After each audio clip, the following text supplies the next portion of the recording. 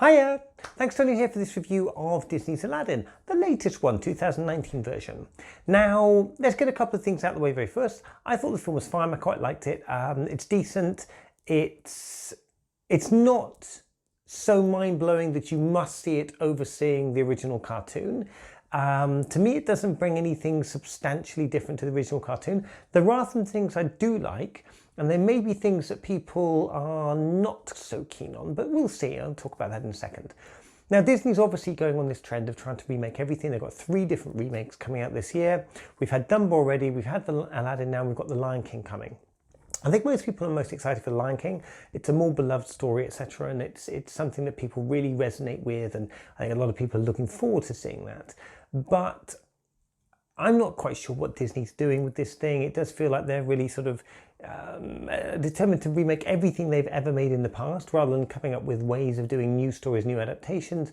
Maybe it's, you know, getting gun shy from films like The Nutcracker and the other one with the girl who goes off to some weird realm. It's based on a book. I can't remember what it's called.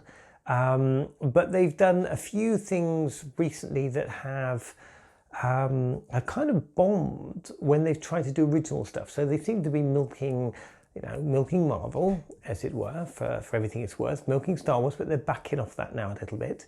And in order to keep making multi-billions every year, because Pixar can't come out with, let's say, really good Pixar films more than once every 2 years, because if they rush the process, you end up with Cars 2, Cars 3, that kind of stuff. You know, they're looking, I guess, for more stuff, and it's risky with these new IPs because they're not seemingly resonating. And I don't know if that's to do with marketing. You know, Disney's had some issues with this in the past. I think it was Disney who did John Carter. And instead of calling it John Carter from Mars, they changed it, which is the book title, they changed it to John Carter, which is, you know, it's a crazy thing to do. It's a really idiotic decision.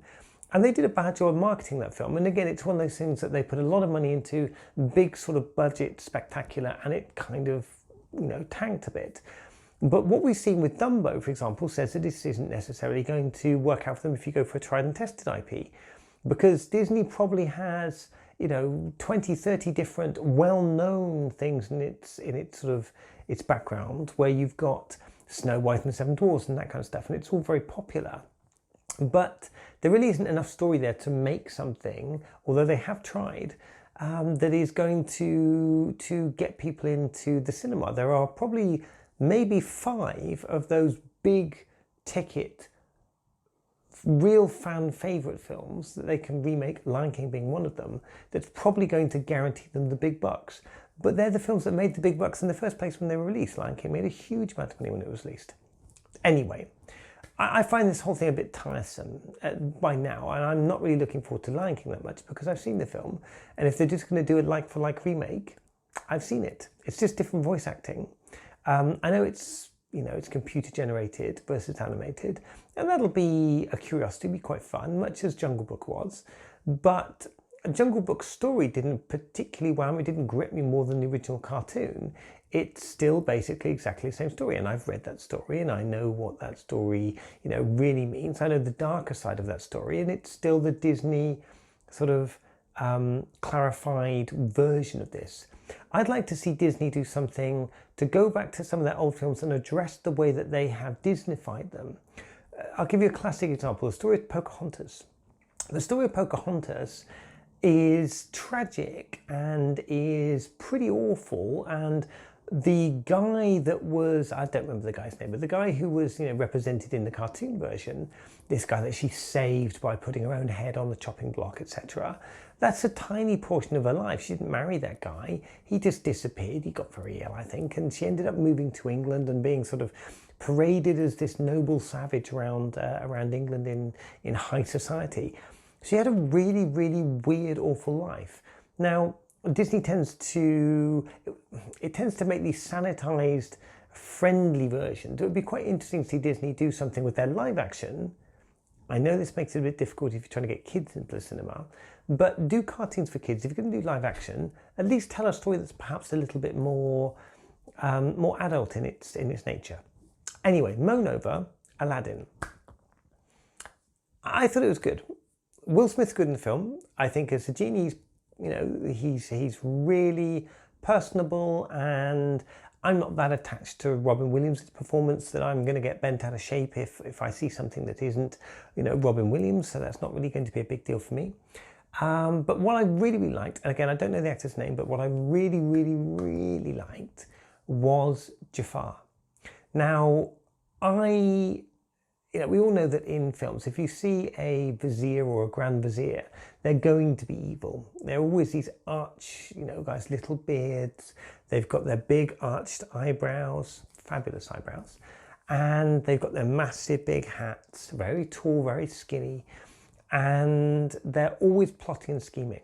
And what I really liked about this adaptation is that they didn't go for what I would call a Tim Curry performance.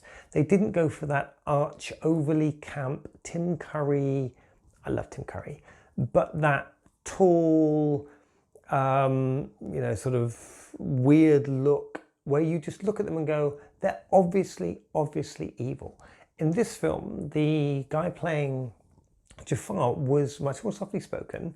It wasn't this, totally menacing thing of how have you ever gotten to this position when you're so obviously an arch nemesis to everyone around you.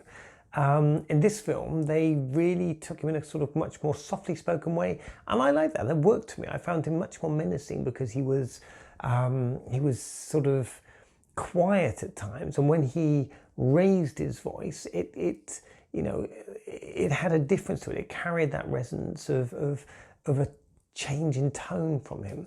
I like that. I thought that was really, really nice the way they did that. So as a casting choice, for me, that was spot on.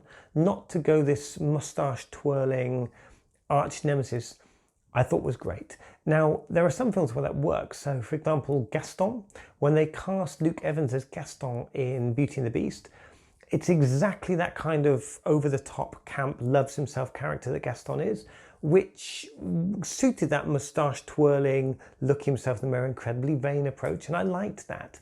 That was kind of good stereotypical casting done well and well acted. In this film, they broke that mold slightly, went a slightly different direction and created something I thought was much more menacing and frankly much more realistic and believable, and I liked it better for that. So that was the big up for the film for me. Overall, I'm going to give Aladdin I'm between a 6 and a 7. I would never watch it again. 6 out of 10.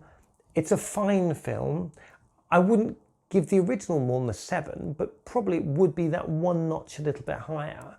Lot of spectacle, lot of amazing, visuals, and we saw it on IMAX. My daughter kind of sat through it. She really wasn't that overly enamored by it. My wife enjoyed it more.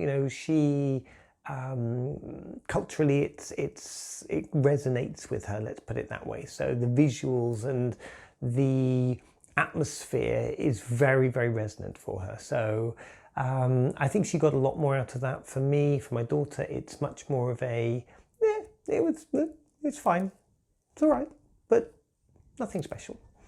Anyway, have you seen the film? What do you think about it? Am I talking absolute rubbish, or am I the most sage and wise of all? You let me know in the comment section down below.